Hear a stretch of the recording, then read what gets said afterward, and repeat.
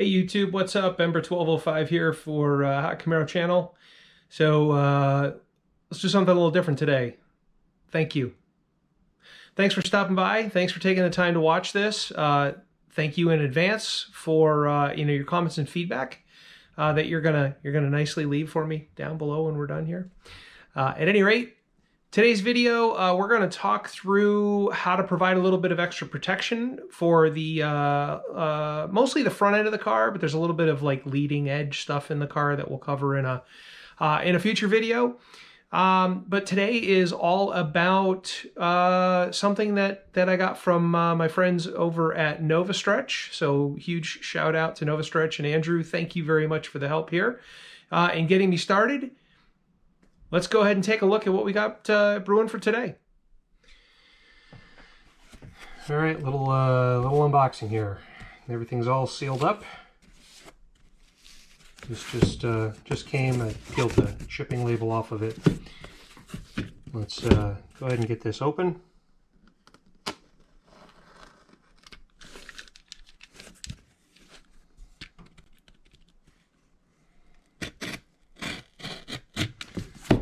What we're dealing with here.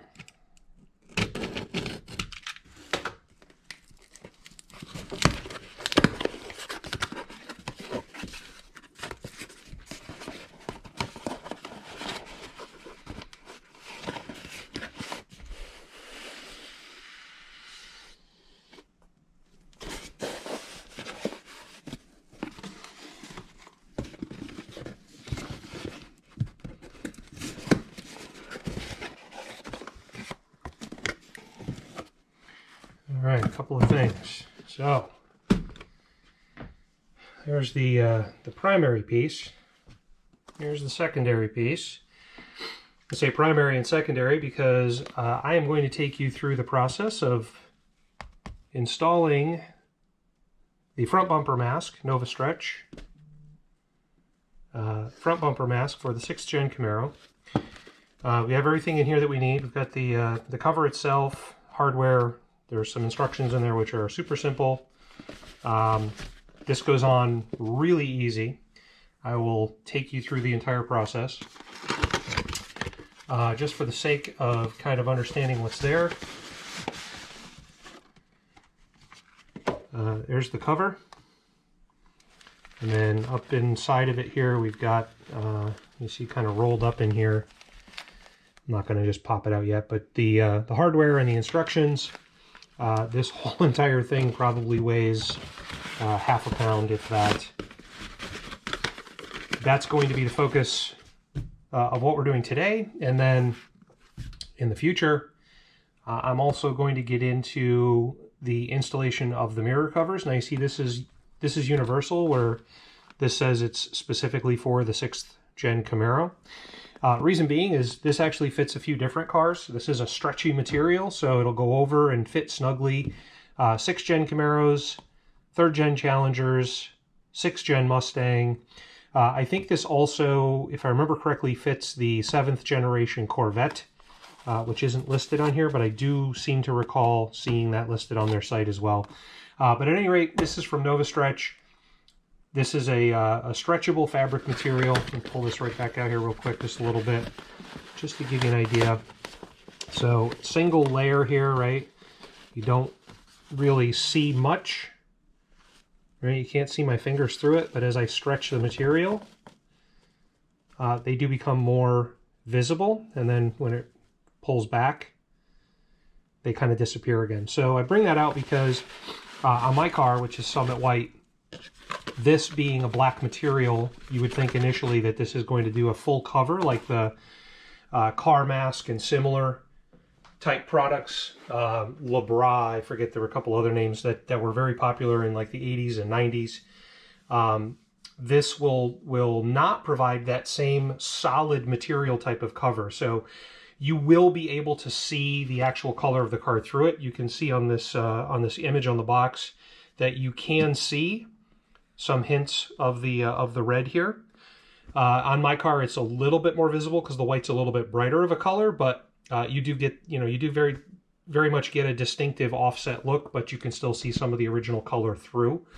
because again, that material stretches. So let's go ahead and get to the install. All right, gang, here's what we're working with. You see a total of 8 screws. If we look at these up on the closer side, hopefully this comes through. These are actually Torx bit. They are T15, right? Got this guy right here, T15.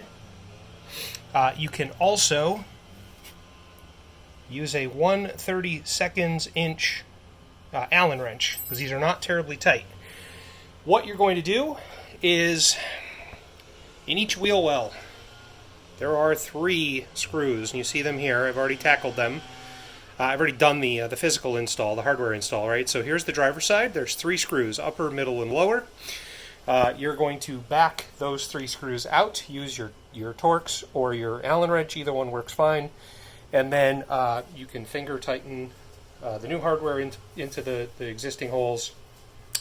And then you want to go ahead and turn the wheel. So you can see that back edge sticking out, front edge pulled in, right? So you want to turn the wheel. It's about 2/3 of a rotation of the steering wheel itself. Works for me. You might want a little more. Go ahead and spin it, right? Give yourself some room, because the new hardware, the new screws, are Phillips head, and you need to get in there to tighten them up. I just used a Phillips head screwdriver tip, with what size is this thing?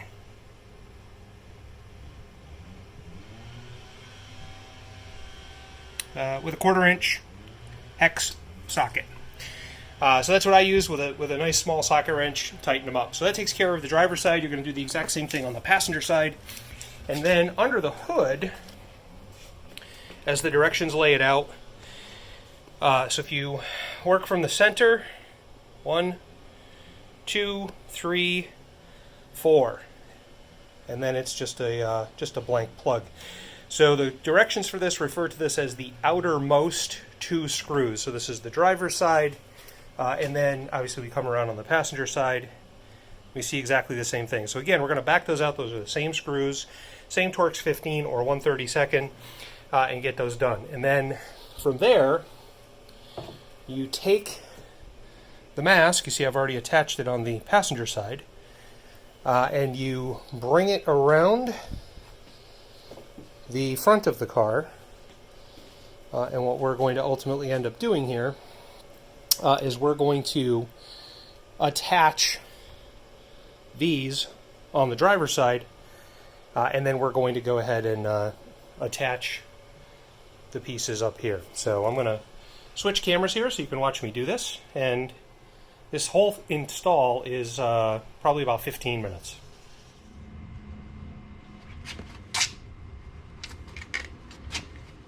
Putting some good stretch on this here.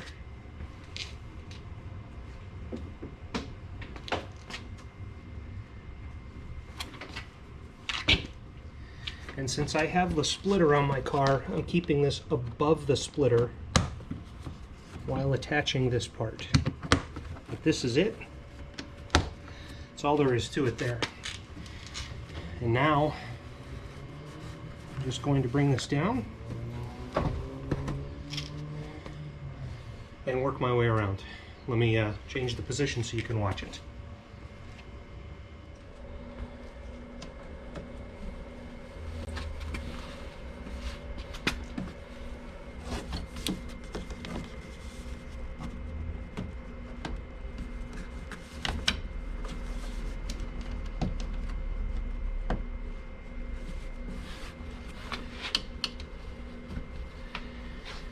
Then for the upper piece, nothing too outrageously fancy here. And then you just want to be mindful of this part here for how it sits with the hood latch. The hood will latch fine, but you'll have to be aware of the fact that this is here if you go to open the hood. And that's pretty much it. There it is, finished product.